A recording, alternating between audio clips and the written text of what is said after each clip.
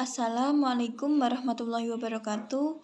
Perkenalkan, nama saya Fani Irania Putri dengan NIM 2006111000168 dari kelas 3D. Pada video kali ini saya akan mempresentasikan hasil kerja saya tentang istilah-istilah dalam seni sastra. Video ini dibuat guna memenuhi tugas mata kuliah Pendidikan Seni SD yang diampu oleh Bapak Parska Indra Perdana SPD MPD. Baik, langsung saja saya akan memaparkan mengenai istilah-istilah dalam seni sastra. Untuk yang pertama yaitu alazon. Alazon yaitu pelaku yang berperan sebagai pembual, pembohong, dan sebagainya. Yang kedua yaitu cerita berbingkai. Cerita berbingkai itu cerita yang di dalamnya mengandung cerita lain. Yang ketiga yaitu rasionalisasi. Adalah proses cara perbuatan yang rasional menurut rasio atau menjadikan nisbahnya patut atau baik. Yang keempat yaitu prefiks. Prefiks adalah imbuhan yang ditambahkan pada bagian awal sebuah kata dasar atau bentuk dasar atau awalan. Yang kelima yaitu tajuk. Tajuk adalah judul, kepala surat dalam suatu makalah, surat kabar, dan sebagainya. Yang keenam yaitu biografi. Biografi itu riwayat hidup yang ditulis oleh orang lain. Yang ketujuh yaitu diskusi. Diskusi adalah pertemuan ilmiah untuk bertukar pikiran mengenai suatu masalah. Yang kedelapan yaitu identitas. Identitas adalah ciri-ciri atau keadaan khusus seseorang atau jati diri seseorang. Yang kesembilan yaitu kualitas. Kualitas adalah kadar atau tingkat baik buruknya sesuatu. Yang ke-10 yaitu bait. Bait merupakan satu kesatuan dalam puisi yang terdiri atas beberapa baris, seperti pantun yang terdiri atas 4 baris. Yang ke-11 yaitu bunyi.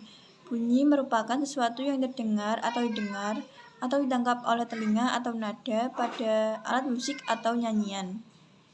Yang ke-12 yaitu situs. Situs merupakan daerah temuan benda-benda purbakala atau tempat yang tersedia untuk lambang suatu inskripsi, tempat pada suatu papan yang dapat dan tidak dapat dilubangi.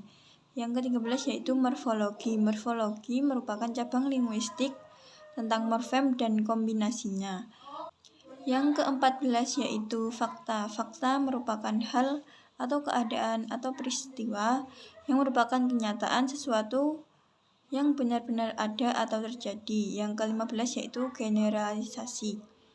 Merupakan perihal membentuk gagasan atau simpulan umum dari suatu kejadian, hal, dan sebagainya. Yang ke-16 yaitu penalaran, merupakan cara atau perihal menggunakan nalar, pemikiran atau cara berpikir logis atau jangkauan pemikiran.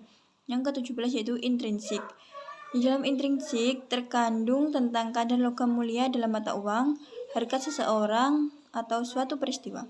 Yang ke-18 yaitu imajinasi, merupakan daya pikir untuk membayangkan atau dalam angan-angan untuk menciptakan gambar atau lukisan karangan kejadian berdasarkan kenyataan atau pengalaman seseorang. Yang ke-19 yaitu fonem, merupakan satuan bunyi terkecil yang mampu menunjukkan kontras makna. Yang terakhir yaitu hikayat, merupakan karya sastra lama Melayu berbentuk prosa yang berisi cerita, undang-undang, dan silsilah bersifat rekaan, keagamaan, historis, biografis, atau gabungan sifat-sifat itu, dibaca untuk pelipur lara, pembangkit semangat juang, atau sekadar untuk meramaikan pesta. Untuk selanjutnya yaitu 5 kaitan istilah seni sastra dengan pendidikan. Yang pertama yaitu istilah situs. Kaitannya dengan pendidikan adalah berhubungan dengan pelajaran IPS untuk mengajak peserta didik mengetahui tempat-tempat bersejarah atau daerah temuan benda-benda purbakala yang ada di Indonesia. Yang kedua yaitu penalaran. Kaitannya dengan pendidikan yaitu berhubungan dengan pelajaran matematika untuk mengetahui bagaimana cara menghitung contoh soal penalaran induktif dan deduktif. Yang ketiga yaitu bait. Kaitannya dengan pendidikan yaitu berhubungan dengan pelajaran bahasa Indonesia, yaitu mengenai materi satu kesatuan dalam puisi yang terdiri atas beberapa baris seperti pantun yang terdiri atas 4 baris. Yang keempat yaitu bunyi. Kaitannya dengan pendidikan yaitu berhubungan dengan pelajaran SBDP. mengenai praktek memainkan alat musik seperti memainkan pianika atau praktek menyanyikan lagu nasional dan lain-lain. Yang kelima yaitu morfologi, kaitannya dengan pendidikan yaitu berhubungan dengan pelajaran IPA untuk mengetahui dan mengenalkan kepada peserta didik tentang adaptasi morfologi pada tumbuhan dan hewan. Mungkin cukup sekian yang dapat saya sampaikan. Jika ada salah kata maupun perbuatan, saya mohon maaf dan terima kasih. Wassalamualaikum warahmatullahi wabarakatuh.